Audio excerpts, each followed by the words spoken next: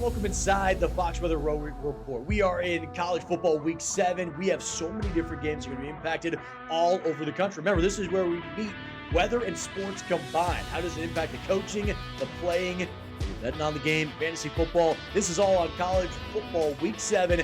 Let's start out actually with the Pacific Northwest. They got some rain that's coming in, and this is what you expect in the Pac Northwest, right? This is more of that light rainfall. Notice in those mountainous areas in blue, that's where you're going to get snow. Most of these games, of course, though, played in the lower elevation. This is a rain event in the games that we're going to lock in on. So look at Eugene. It's into the upper 50s, plenty of rain all up and down the I-5 corridor, and that's where we're headed first. Let's go to Autzen Stadium, Eugene, Oregon, Saturday, 3:30 p.m. Eastern time. So you're really looking at noon out there on the West Coast, but it doesn't matter. This is not dictated by the time of day. Like other games that we've talked about in previous where you need the heat of the day, that's not this event. But notice the precipitation impact is all the way up, and that's going to be the biggest factor in all of this. Now, a reminder, precipitation impact can mean rain, snow, sleet, a whole lot of things. This one is rain, and it's because that lower elevation, along with the wind and the temperature, you combine all of this together, and we have a medium risk of weather impact. But this is one to watch because depending on how much rain actually gets into the stadium, that's where we could start to see maybe potentially increasing this to a high level. Right now, we call it the QPF, right? And so we look at it as relatively low. The rain rate is relatively low. It's going to be raining the entire time. The surfaces will be slippery. It's going to be annoying. It's going to be frustrating, especially when you have top teams like the Hoosiers and the Ducks going toe-to-toe. You really want it to be sunny. You want it to be even playing field because then you can feel like you can open up the entire playbook. This may limit some of the offensive air attack that you see on both sides. Now, I know Oregon's a little more dependent on that. Both of these are a balanced team. I think whenever I watch Oregon, they're more of that explosive high octane. And if somebody slips, and it doesn't have to be the person that actually has the ball, it could be somebody blocking. That simple footing could be a missed block, and now it's an opportunity for the defense. These are the things that really start to evolve in an ongoing rain event because it's not just the first quarter, it's through the entire game. The rain will be coming down. This one is going to be electric. It's going to be fun to watch, and now maybe you can throw in a turnover or two because of the rain. Let's take it a little bit further outside of there and go down towards Corvallis, Oregon. So similar dynamic. They are in the same weather pattern that we were just talking about, but it's the Demon Deacons versus the Oregon State Beavers. Now with this, they got a medium risk of weather impact. You're looking at rain throughout the entire game, but they may actually have a kind of a calmer start to the game. But overall, notice neither of these teams are ranked. Oregon State has struggled so far this year finding an identity. But with this, you start thinking about, okay, that rhythm starts to get disrupted because of that rain. And you could see more of a turnover aspect with this when you're looking at this type of team dynamic versus what we were talking about with top 10. There's so much disparity in college football all over the place. Why it really makes it tough to figure out which way to bet. I think when you have all of this rain in it, I steer clear of this because it's too tumultuous, it's too volatile. There's too many aspects, especially when you're talking about a sloppy turnover battle, which is likely to play out there as we look at the Demon Deacons taking on the Oregon State Beavers. Now, we're going to stay out west, totally different weather pattern, but this is fascinating. In the EPAC, you got another powerful storm. It's climbing up. It's Priscilla. By the time it moves into Baja California, that's going to deteriorate, but it's going to transport all of that tropical moisture to everywhere you see on your screen right now in that darker shade of green. So that increases the flood threat. That makes it difficult. But for football, now you're looking at widespread showers. Normally, when they're in the monsoon season, which is what we have seen in previous weeks, you're seeing isolated impacts. This is going to be widespread, impacting multiple states, and we're going to show you that here in just a moment. But I want you to know the volatility of the West, because last week we had locked in on a game that could be impacted. It was Wyoming taking on UNLV. UNLV was coming up to Laramie, and this is what it looked like at kickoff. And they actually had to postpone it and delay the game because of what you're witnessing. You have thunder snow that's happening in the background. They had everything. They had rain, they had hail, they had snow, they had the big wind gusts.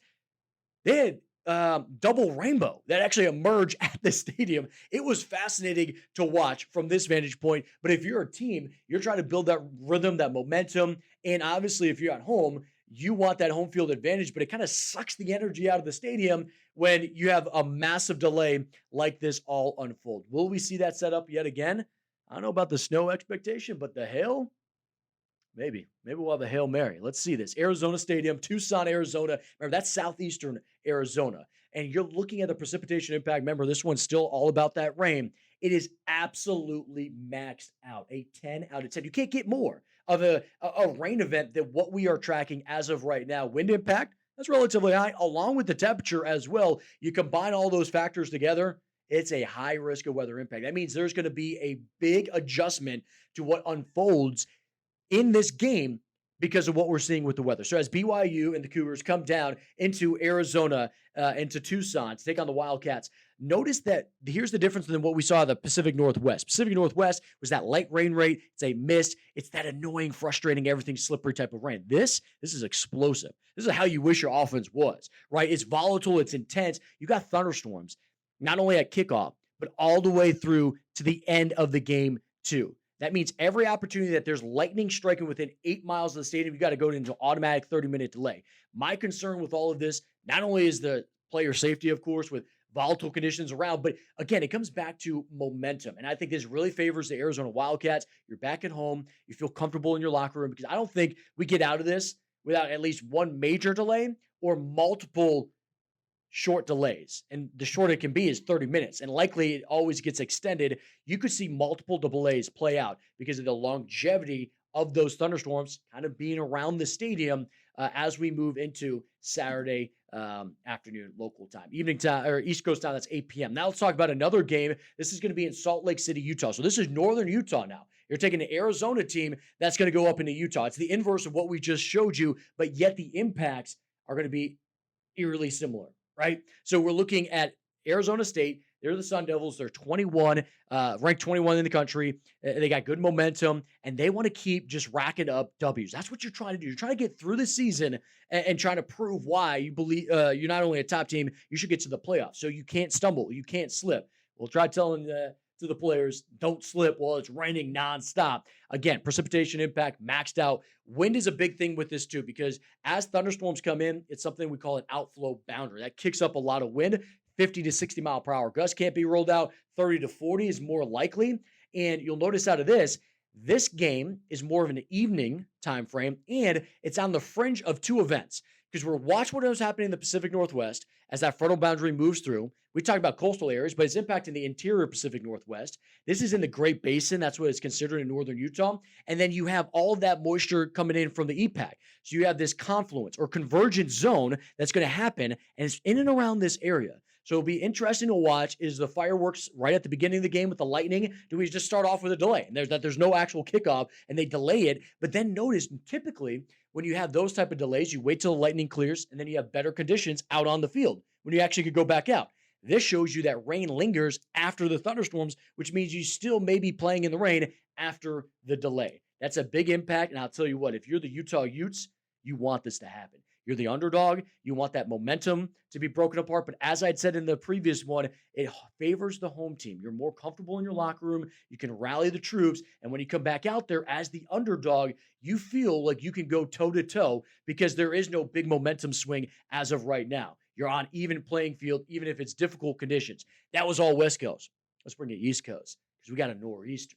And this thing is massive. Look at this. It's going to emerge on Friday, play out all the way through the weekend. Our focus is on Saturday, where we're starting to look at this impact the Southeast and the Mid-Atlantic. So really what you're looking at is a massive wind event along the coast. And with that, rain, because it's setting up off the Atlantic. It's going to bring in a bunch of moisture. And again, this is different than a frontal boundary. If you have a cold front sweep through, you're going to have a big gust of wind. You're going to have a brief spurt of showers, and then normally it improves. This is going to be an all-day rain event for these areas that are nearby. This is Conway, South Carolina, as you got UL Monroe. That's in Louisiana, of course. They're going to be the Warhawks going on coastal Carolina.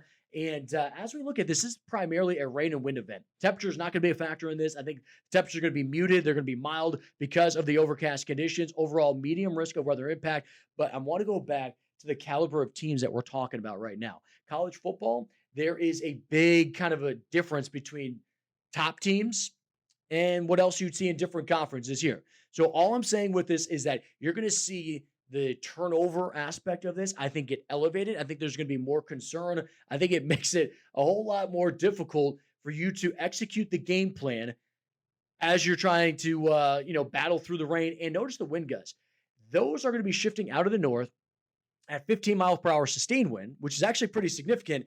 And then gusts could be 20 to 25. Again, with these caliber of teams, you may not have the strongest arm strength with your quarterback or the best accuracy. And so as a coach, you want that good execution. You want something you can build off of. Maybe you limit that air attack. That happens in all of college football. It happens even in the NFL. But when in this type of team, you know what you can go to, and maybe you start saying, hey, we're not going to call anything that's greater than 5-10 yards. I don't want to take the deep shots because the deep shots just aren't worth the risk when you're talking about the weather elements that are in place. Let's get to the final game. This is Boca Raton, Florida, just outside of West Palm Beach. So this is South Florida. They are actually seeing a different trend. This nor'easter lived to the north a little bit faster, and so this may actually clear out. We may see some improvements, but as of right now, where we stand, still some lingering thunderstorms at the beginning of the game. This is a 6 p.m. Eastern kickoff. This is more of attributed to maybe a stationary boundary that's present, but that's not guaranteed as of right now. I've seen a lot of different iterations of this, a lot of this dry fall air coming in on the backside, which actually make it feel really comfortable to play in. But as of right now, enough instability that we want to keep it at a medium risk of weather impact for the first half of the game. The second half, it does look like it clears out. Again, lightning will lead to a delay potentially there. But once you get back out in the field, that means the conditions have improved and likely it's not actively raining, which means you could play in decent conditions. So these are the games. That's a lot of them for college football. They're all over the country, but we do bonus episodes, right? We do ones Tuesdays and Wednesdays. They're, are available at 5 p.m. Eastern to listen to. We post them on social media so you can view them.